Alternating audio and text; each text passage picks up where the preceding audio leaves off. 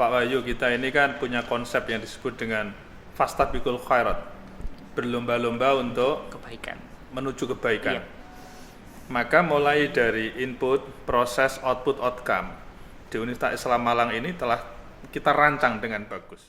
Jumpa lagi di Time Podcast by Time Indonesia. Saya Wahyu Nurdianto, Wakil Pemimpin Redaksi Time Indonesia. Saat ini saya bersama tim silaturahmi di kampus Universitas Islam Malang atau Unisma Malang. Kampus yang luar biasa, banyak prestasi yang dicapai oleh kampus hijau ini. Saat ini saya akan berbincang dengan Rektor Unisma, Profesor Dr. Maskuri. Selamat sore, Prof. Selamat sore, Pak Wahyu. Apa kabar? Alhamdulillah. Semoga sehat ya. Alhamdulillah.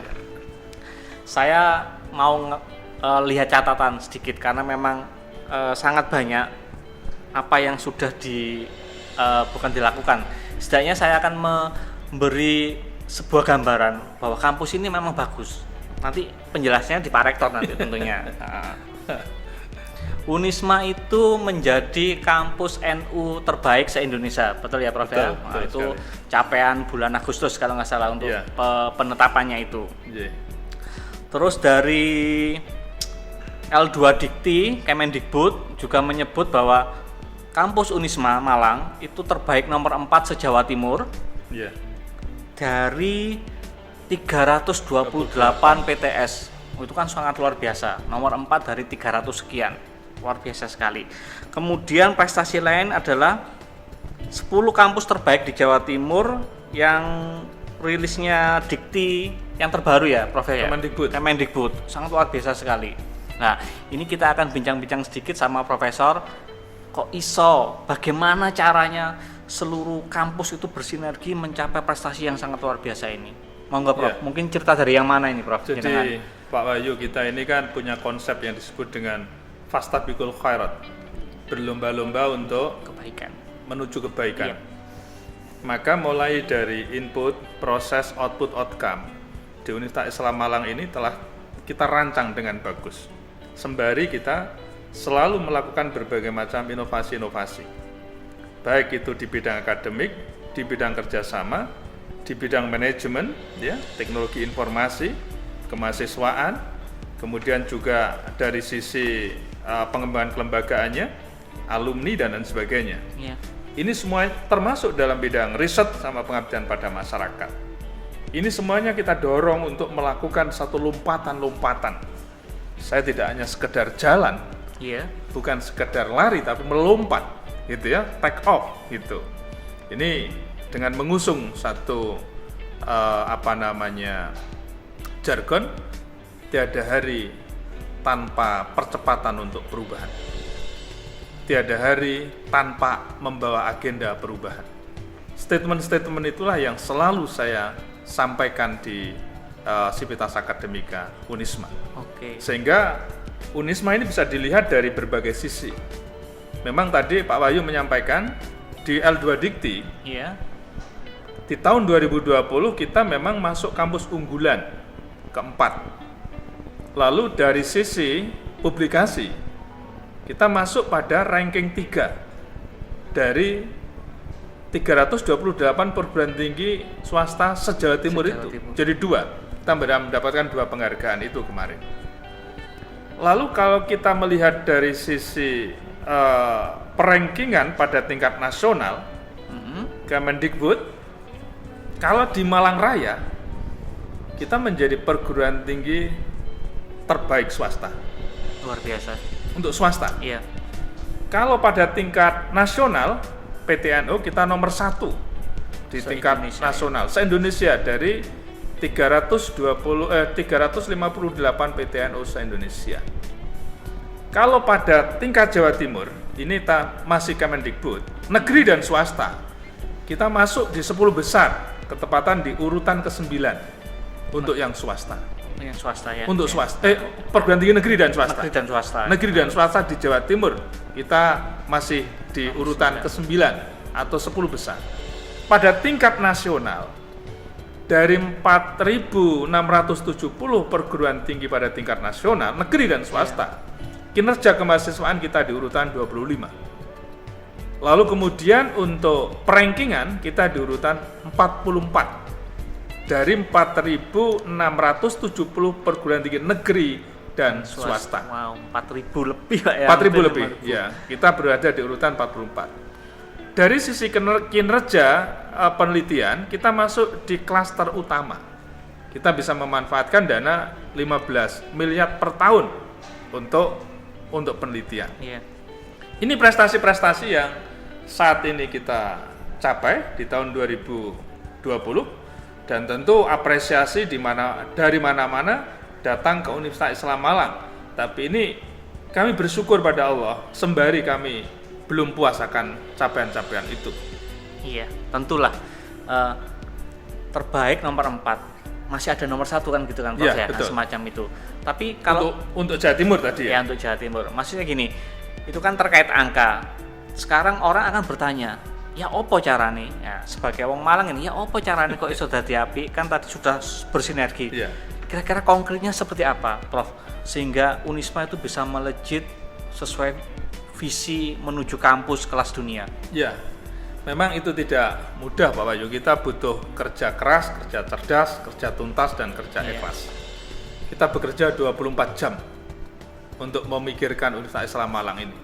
Dan sekaligus kami juga sering hadir di fakultas-fakultas untuk mendengarkan apa yang prestasi-prestasi yang telah dicapai dan sekaligus kendala-kendala yang dihadapi. Kami tidak selalu duduk di belakang meja, tapi kami selalu hadir di lingkungan kampus. Maka kami setiap hari itu keliling kampus, melihat mana yang kurang beres, segera diberesin. Gitu.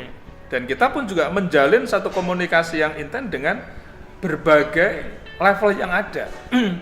Jadi tidak kemudian kok karena kita jadi pimpinan itu menjadi orang yang sangat elitis, enggak. Biasa kami ngobrol-ngobrol dengan cleaning service, dengan security ya, dengan staff, itu udah biasa, ada keluhan-keluhan apa sesungguhnya. Tetapi di dalam melaksanakan Tridharma Pendidikan Tinggi, ini masing-masing lembaga dan fakultas, ini selalu kami pantau. Kami punya program, kita punya Renstra, kita punya Renov, rencana operasional, tetapi kita punya milestone.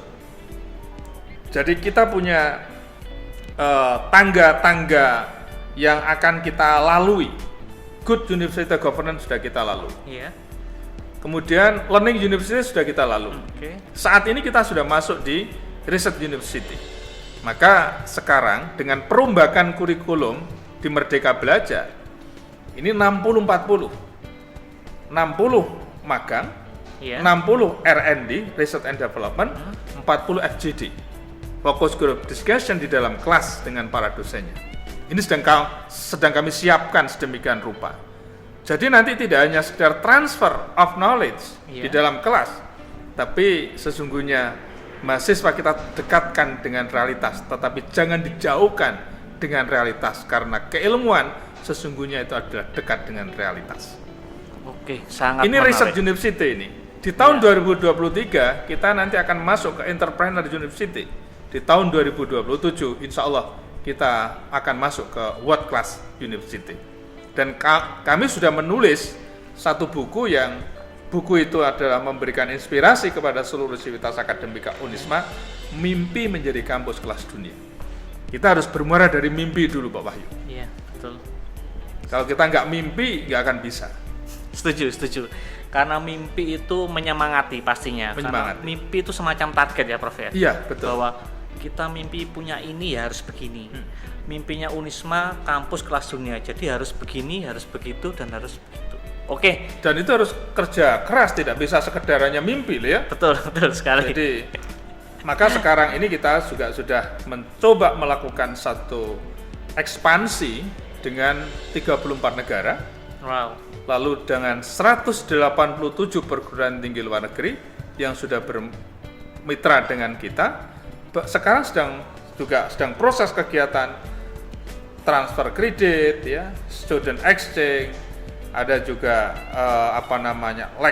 lecture exchange ya, kemudian juga joint research, international conference, international seminar, itu sedang kita lakukan. Oke, terima kasih Prof. Kita break dulu sebentar teman-teman. Nah, tadi kita sudah dengarkan paparan. Tadi kalau bicara angka sangat luar biasa. Unisma nomor sekian dari ribuan, sekian dari puluhan, sangat luar biasa. Itu yang menilai bukan Unisma sendiri. Ada lembaganya, kementerian dan sebagainya. Yeah. Tapi saya ingin juga tanya ini, Prof. Kira-kira menurut Profesor, Unisma itu uniknya di mana, kekuatannya seperti apa, hebatnya seperti apa, sehingga memang layak untuk disebut terbaik? Ya, jadi di Unisma ini memiliki distingsi khusus ya. Ya. Di masing-masing program studi punya distingsi khusus. Lalu kemudian kita sekarang sudah mulai mencoba untuk hilirisasi hasil-hasil penelitian maupun pengabdian pada masyarakat. Kita bermitra dengan perusahaan-perusahaan. Ini yang kita lakukan. Termasuk juga mendorong mahasiswa untuk membangun satu kegiatan-kegiatan entrepreneur, karena ini menjadi salah satu daya saing lulusan kita. Dan memang seluruh program studi mutlak harus mengikuti program-program entrepreneur, dan itu langsung kita cunkan dengan perusahaan-perusahaan atau dengan mitra-mitra kita yang lain. Di sisi lain, Pak Wahyu, kita terus mengembangkan kelembagaan kita. Sekarang ada lembaga sertifikasi profesi. Lalu juga sebentar lagi kita akan mengajukan akreditasi internasional. Kita ingin sudah bersanding dengan perguruan tinggi terkemuka di dunia, bukan hanya pada tingkat nasional gitu ya. Mas, dosen-dosen kita dorong untuk melakukan riset. Kita dorong untuk menulis jurnal-jurnal ilmiah, kemudian buku dan lain sebagainya. Kita siapin dana miliatan untuk para dosen itu. Jadi apa yang kita banggakan sesungguhnya bagi Universitas Islam Malang, dari sisi proses ini, endingnya nanti adalah alumni yang memiliki daya saing. Itu adalah merupakan satu target kita, alumni yang dibanggakan oleh Universitas Islam Malang. Kampus indah, kampus bersih, kampus megah, ini sarana untuk mewujudkan alumni hebat. Ketika alumni hebat, disitulah investasi kami. Untuk siapa? Untuk bangsa, negara, bahkan dunia. Karena kita memiliki jargon Unisma dari NU untuk Indonesia dan peradaban dunia. Konsep-konsep out of the box selalu kita bangun di kampus kita ini. Tetapi ada distingsi yang membedakan dengan kampus-kampus yang lain. Nah, ini apa ini? Yaitu spiritualitas. Apa artinya intelektualitas dan rasionalitas tanpa didukung dengan spiritualitas yang kokoh? Spiritualitas inilah yang sesungguhnya sekarang ini sedang dicari-cari oleh perusahaan-perusahaan, baik itu BUMN, BUMS, BUMD, atau bahkan perusahaan-perusahaan yang ada di tingkat nasional maupun internasional. Kami pernah langsung menyaksikan ada sebuah perusahaan multinasional yang kemudian dia hanya menerima 5 calon tenaga kerja, dan yang daftar itu adalah alumni dari perguruan tinggi gajah di Indonesia. Tapi dari 47 yang diterima, 5 itu 2 diantaranya adalah dari Universitas Islam Malang. Apa yang dinilai? Salah satunya adalah morality. Maka disinilah kemudian morality adalah menjadi kunci utama di Unisma ini.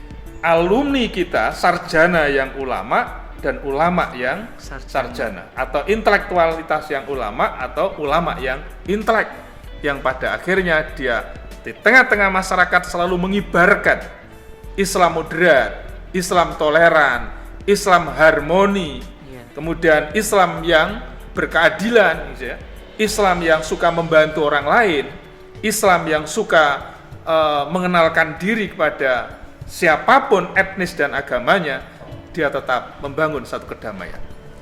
Jadi tidak hanya sekedar akademik, betul, yang dicari oleh Unisma, betul, tapi yang dikembangkan oleh Unisma, spiritual. Dan itu yang dirasa oleh Profesor menjadi kekuatan, keunikan yang akhirnya bisa dikatakan bahwa Unisma memang terbaik atau memang pantas disebut baik karena mempunyai itu. Saya percaya Pak Wahyu, karena apa? Kebesaran Unisma ini adalah tidak hanya didukung dengan rasionalitas dan intelektualitas, tetapi dengan spiritualitas yang kuat, karena tiada hari tanpa Al-Quran, tiada hari tanpa sholawat, gitu ya, tiada hari tanpa berjamaah. Luar biasa. Dan harus dipahami bahwa mahasiswa Unisma bukan hanya Muslim saja, tetapi juga banyak yang non Muslim, multikultur. Ada yang Hindu, ada yang Buddha, ada yang Kristen, ada yang Konghucu, gitu. Hadir di Unisma ini dan semuanya dalam posisi yang damai. Luar biasa, luar biasa, luar biasa. Nah, teman-teman, itu tadi paparan bahwa ini kekuatan dari Unisma. Tapi sekarang saya mau tanya lagi, untuk melompat lagi menuju kampus kelas dunia, what's next yang dilakukan waktu dekat ini atau jangka panjangnya oleh Unisma? Ya, kita akan memperkuat satu implementasi kerjasama dengan luar negeri, terutama dalam bidang pengembangan riset, ya, pengembangan riset dan sekaligus juga hilirisasi hasil-hasil riset maupun pengabdian pada masyarakat. Student exchange terus kita kembangkan, lecture exchange terus kita kembangkan, gitu. Dan termasuk juga kita akan membuat semacam kelas-kelas profesional, kelas-kelas internasional, ya. Dan agar supaya ini memacu pengembangan Universitas Islam Malang ini untuk menuju ke World Class University tadi itu. Jadi sekarang pun juga barusan kita bebaskan lahan kurang lebih sekitar 80 hektar sebagai laboratorium pengembangan fakultas peternakan, pertanian, teknik, MIPA, kedokteran, karena kita sedang mengembangkan obat herbal. Bahkan mimpi-mimpi kita di kampus 2 nanti adalah akan ada perusahaan obat herbal. Ada pula nanti di sana mall. Kita akan siapkan mall. Kita akan siapkan rumah sakit di sana, kita akan siapkan eduwisata juga di sana. Memang kurang lebih sekitar 79 sampai 80 hektar itu adalah seperti perkampungan elit industri pendidikan nanti di sana. Itu semacam kawah Candra di Muka. Kawah Candra di Muka. Pendidikan. Betul. Dan kita akan buat seindah mungkin. Senyaman mungkin. Nggak melulu pada pendidikan, maksudnya orang takut wah ini kayak kampus nggak menarik, tapi dibuat sangat nyaman dan luar biasa. Dan ini Pak Wahyu bisa suatu saat berkunjung ke perpustakaannya Unisma. Kita sudah mencoba untuk mengkombinasi pengalaman-pengalaman saya ketika saya ada di McGill University di Kanada, di Leiden University di Belanda, di Western University di Australia, dan beberapa perguruan tinggi di Cina, di Jepang maupun di Thailand. Saya coba adaptasi perpustakaan-perpustakaan itu. Sekarang kita wujudkan seperti perpustakaan di Universitas Islam Malang adalah perpustakaan yang sangat memberikan satu situasi yang nyaman karena situasinya adalah wisata perpustakaan. Luar biasa. Kalau yang tentang perpustakaan, Time Indonesia juga sudah membahas teman-teman bahwa memang perpustakaannya adalah perpustakaan yang buku fisik digital yang sangat menjadi surga bagi mahasiswa untuk belajar di sana. Jadi perpustakaan bukan lagi pada rak-rak buku tua yang tidak menyenangkan, tapi di sana menjadi sebuah semacam surga proses belajar lingkungan yang nyaman untuk belajar karena di situ ada bantal yang bisa digunakan santai-santai di atas karpet yang indah, yang megah gitu ya, dengan meja duduk itu ya, kemudian bisa minum kopi di situ, minum teh di situ gitu ya, dengan suasana yang lebih nyaman. Oke, teman-teman, itu tadi bincang singkat kita dengan Rektor Unisma. Mohon maaf sekali kalau kita mau ngobrol pasti sangat panjang, tapi karena waktunya cukup singkat, saya akhiri di sini. Terima kasih untuk Profesor Mas Kuri. Terima kasih untuk seluruh keluarga besar Unisma. Terima kasih, jumpa lagi di Time Podcast Indonesia.